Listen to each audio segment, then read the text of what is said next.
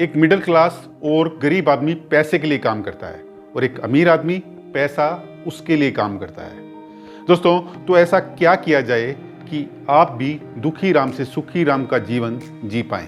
अगर कुछ करना है तो ले लो स्टैंड, बना लो अपनी जिंदगी, बना लो अपना ब्रांड। जी हाँ दोस्तों, मेरा नाम है दीपक कामरा, एक mind transformational coach and A business consultant, और मैं स्वागत करता हूं बिजनेस स्ट्रेटेजी की ब्रांडिंग सीरीज के नेक्स्ट वीडियो में, जिसमें आज हम बात करने वाले हैं पावर ऑफ ब्रांडिंग। दोस्तों, हाल ही में मैं एक मॉल में गया और वहां पर मैंने देखा कि जो रेडीमेड गारमेंट्स हैं, शर्ट्स हैं, उसकी सेल लगी हुई थी। कहीं पे एक पीटर इंग्लैंड का शोरूम था, वहां पर 50% फ्लैट डिस्काउंट चल रहा था। एक एरो का शोरूम था, वहां पर ऑफर चल रहा था bye one get one free.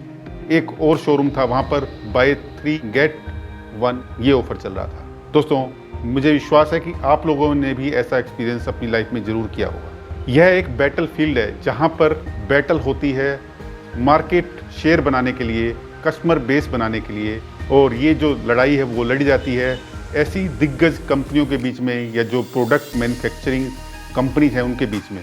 वे एक दूसरे को कंपटीशन देने के लिए अपने जो प्राइजेज हैं उसमें कटौती करते हैं। जो टूल्स या टेक्निक यूज होती है इस वॉर के अंदर, वो है 50% discount, buy one get one, buy 3 get 1 free.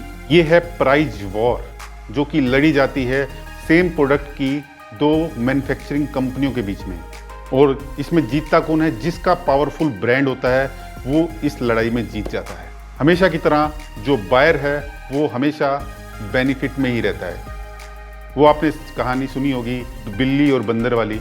दो बिल्लियों की लड़ाई में फ़ायदा जो है बंदर उठा जाता है, और हारता माय डियर फ्रेंड्स वही है जिसका ब्रांड कमज़ोर है, जिसका ब्रांड मैच्योर नहीं हुआ है, या जिसका ब्रांड है ही नहीं। एक और एग्जांपल देता हूँ आपको जियो का। जब जियो आया था तो जियो ने सभी को डाटा फ्री ऑफ कॉस्ट दिया था। इसके कारण कई कंपनियां बंद हो गई, कई कंपनियों का अपना मर्जर करना पड़ा।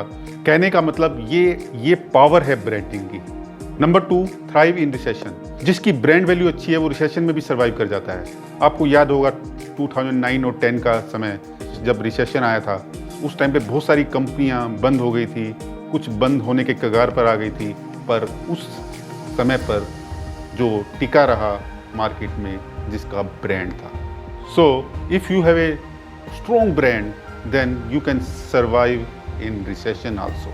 सो number 3, reduce risk for buyers. अगर आपका ब्रांड पावरफुल है, ब्रांड वेल एस्टेब्लिश्ड है, मैच्योर है, तो बायर्स के लिए तो कोई रिस्क ही नहीं है। मैं एग्जांपल देता हूँ।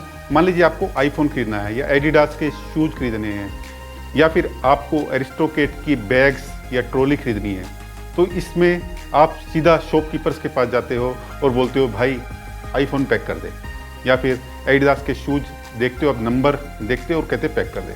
उसमें आप कभी क्वालिटी पर आपको पूरा फेथ होता है, क्योंकि आपको पता है कि जब ये जो आईफोन का ब्रांड है, या फिर एरिस्टोकेट का ब्रांड है, या फिर एडिडास का ब्रांड है, इसको अच्छे से टेस्ट करके मार्केट में उतारा जाता है। उसको काफ़ी टेस्टिंग की अच्छी स्टेजेस से होके गुजारा जाता है। तो क्वालिटी के मामले में तो कोई रिस्क है ही नहीं बायर्स के लिए। So for buyers there is no risk if your brand is well established. Zero tolerance आपको जरूर याद होगा। तो ऐसे ही अगर आपका ब्रांड वेल एस्टेब्लिश्ड है तो इसमें भी जीरो फॉल्स कमिटमेंट की नीति काम आती है। इसमें कुछ रिस्क है ही नहीं बायर्स के लिए। नेक्स्ट है क्रिएट शेयर होल्डर्स वैल्यू। अगर आपका ब्रांड वेल एस्टेब्लिश है तो ये आपके प्रोडक्ट के लिए, आपके बिजनेस के लिए जो मार्जिन्स है, प्रॉफिट मार्जिन्स को भी इंक्रीज करता है, और इसके साथ साथ जो शेयर होल्डर्स हैं उनकी वैल्यू को भी बढ़ाता है। उस प्रोडक्ट के साथ या उस ब्रांड के साथ जो लोग एसोसिएट होते हैं, चाहे वो ट्रेडर्स हों, चाहे सप्लायर्स हों, चाहे शेयर होल्डर्स हों, सबके लिए ये बेनिफिट का ही सौदा होता है। अगर आपका ब्रांड स्ट्रॉन्ग है तो आप एक बिजनेस से कई सब बिजनेस डिराइव कर सकते हैं, क्योंकि आपको जो दूसरे बिजनेस हैं उसको ग्रो करने में ज़्यादा टाइम नहीं लगेगा। तो ये एक बहुत बड़ा फ़ायदा है आपके ब्रांड को डेवलप करने का, अपने ब्रांड को पावरफुल बनाने का। नेक्स्ट है it can increase the business value.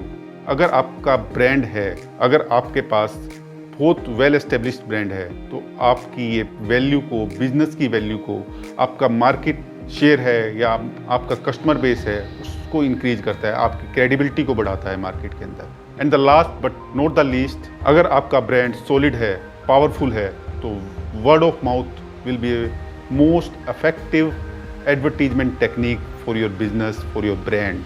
कि अगर आपके ब्रांड के ऊपर लोगों का ट्रस्ट है, आपको एडवर्टीजमेंट करने की कोई ज़रूरत नहीं है, वो माउथ बाय माउथ अपने आप एडवर्टीजमेंट आपके ब्रांड की ऑटोमेटिकली होती चली जाएगी।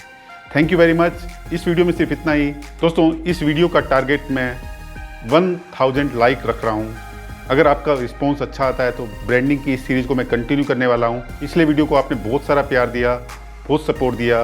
उम्मीद करता हूँ कि आगे भी आप सपोर्ट करते रहेंगे। अगर आपके कुछ सजेशन है, कुछ कमेंट्स है, तो आप हमें नीचे कमेंट बॉक्स में लिखकर बता सकते हैं। Please don't forget to subscribe my channel और बेल के नोटिफिकेशन आइकन को भी दबाना मत भूलिएगा, ताकि आपको लेटेस्ट अपडेट इस ब्रांडिंग सीरीज़ के मिलते रहें। Thank you very much.